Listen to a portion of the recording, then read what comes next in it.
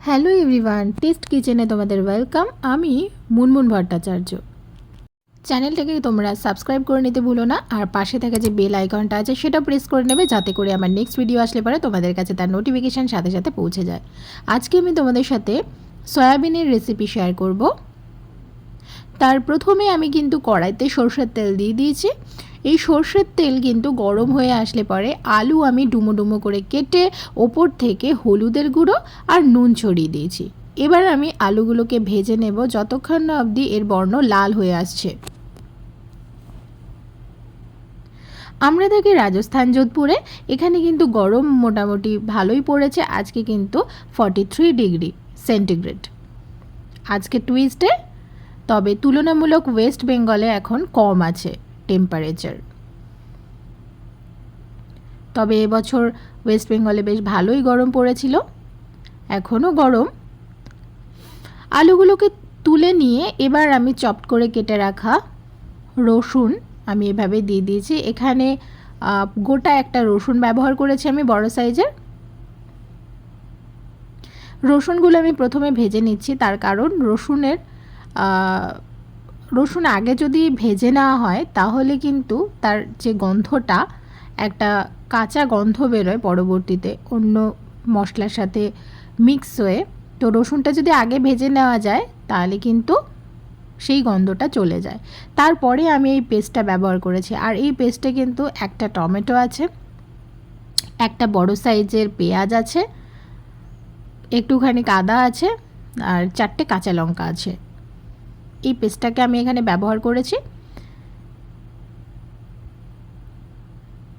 এবার আমি এখানে পেস্টটা ভালো করে কষিয়ে নেব।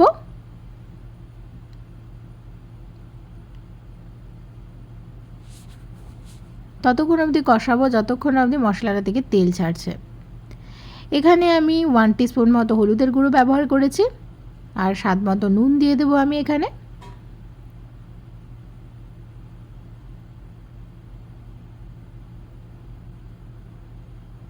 এই গরমে কিন্তু আপনারা প্রচুর পরিমাণে জল খান। আপনারা যারা বাড়িতে আছেন তারা কিন্তু 2 থেকে 3 লিটার মতন জল খাবেন। আর যারা বাইরে জব করছেন বা কোনো অ্যাক্টিভিটির সাথে যুক্ত আছেন, বাইরে যাচ্ছেন, তারা কিন্তু অবশ্যই 4 থেকে 5 লিটার মতো জল খাবেন ডেলি। আর এখানে আমি 1 টিস্পুন মতো জিরের গুঁড়ো ব্যবহার করেছি। তারপর মশলাগুলো দিয়ে ভালো করে নেড়ে চেড়ে নেব যতক্ষণ না অবধি মশলা থেকে তেল ছেড়ে আসছে। এখানে কিছুটা আমি 1 টিস্পুন মতো, ধরে নাও 1 টিস্পুন মতো ঝাল লঙ্কার গুঁড়ো আমি যোগ করেছি। তোমরা চাইলে ঝাল লঙ্কা গুঁড়োর জায়গায় কাশ্মীরি লঙ্কার গুঁড়োও ব্যবহার করতে পারো। এটা সম্পূর্ণই অপশনাল। কেউ চাইলে লঙ্কার গুঁড়ো লঙ্কার গুঁড়ো কেউ চাইলে স্কিপও করতে পারো। এই গরমে লঙ্কার গুঁড়ো না খাওয়াই ভালো। আর তারপরে আমি এখানে ভাজা আলুগুলোকে দিয়ে দিয়েছি।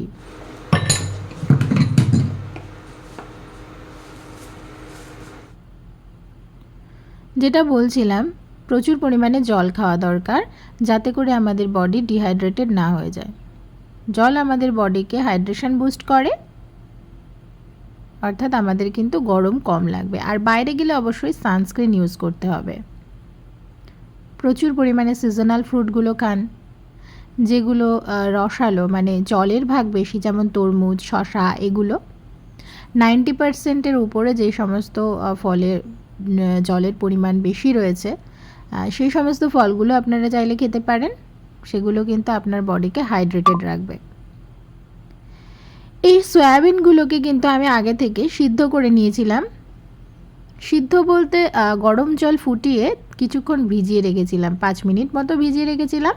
তারপর সেই সিদ্ধ হয়ে যাওয়া সয়াবিনগুলোকে আমি এখানে দিয়ে, সয়াবিনগুলো দিয়েও কিন্তু আমি কষিয়ে নেব মশলাটাকে। এখনই একটা হালকা কালার চেঞ্জ হয়েছে, মানে কালারটা খুবই সুন্দর দেখাচ্ছে। খেতে তো অবশ্যই ভালো হবে। ছোটোবেলায় প্রচুর সয়াবিনের তরকারি খেয়েছি। ইভেন এখনও আমি রাজস্থানে এখানে যেহেতু সয়াবিনের তরকারি আমার হাজব্যান্ডও খেতে পছন্দ করে, তাই আমি এটা উইকে একদিন মতো বানিয়েই থাকি। ভালো করে কষিয়ে নেওয়ার পর আমি কিন্তু এখানে গরম জল দিয়ে দেব। গরম জল দিচ্ছি তার কারণ একটাই, গরম জলে কিন্তু মশলার টেস্ট ব্যালেন্সে থাকে, আর ঠান্ডা জল যখনই তুমি ব্যবহার করবে তখনই কিন্তু তোমার মশলার সমস্ত স্বাদ কিন্তু চেঞ্জ হয়ে যাবে, মানে ফিকে হয়ে যাবে। তাই এখানে গরম জল দিয়েছি আমি। এটা আমার মায়ের থেকেই শেখা, মা ঠাম্মা সবসময় ওরা বলেছে। অ্যাকচুয়ালি রান্নাটা তো শেখাতে হয় না মেয়েদের, দেখতে দেখতেই হয়তো শিখে যাই। তো সেরকমই হয়েছিল ব্যাপারটা। মা যখন রান্না করতো তখন দেখতাম, মা বলেছিল একদিন যে গরম জল রান্নায় পড়লে পরে নাকি রান্নার টেস্ট ঠিক থাকে, ঠান্ডা জলই যখনই নাকি দেওয়া হয় তখনই নাকি সেই স্বাদ নষ্ট হয়ে যায়। হয়তো ঠিকই, এখানে আমি দেখেছি ঠান্ডা জলও ব্যবহার করে। সয়াবিন কিন্তু রেডি হয়ে গেছে 15 মিনিটে। নামানোর আগে কিন্তু গরম মশলা 1 টিস্পুন মতো গরম মশলা ছড়িয়ে আমি এটা নামিয়ে নেব। তবে গরম মশলা ছড়ানোর পর কিন্তু আমি সামান্য নাড়াচাড়া করে নেব। কালারটা বেশ সুন্দর হয়ে এসেছে, এটা নিশ্চয়ই খেতেও খুব ভালো লাগে। আপনাদের কেমন লাগে? আমার তো বেশ লাগে এই সয়াবিনের তরকারি।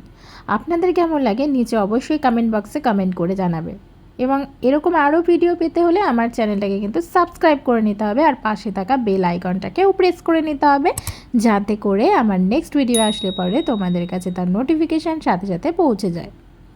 আজকের মতো টাটা।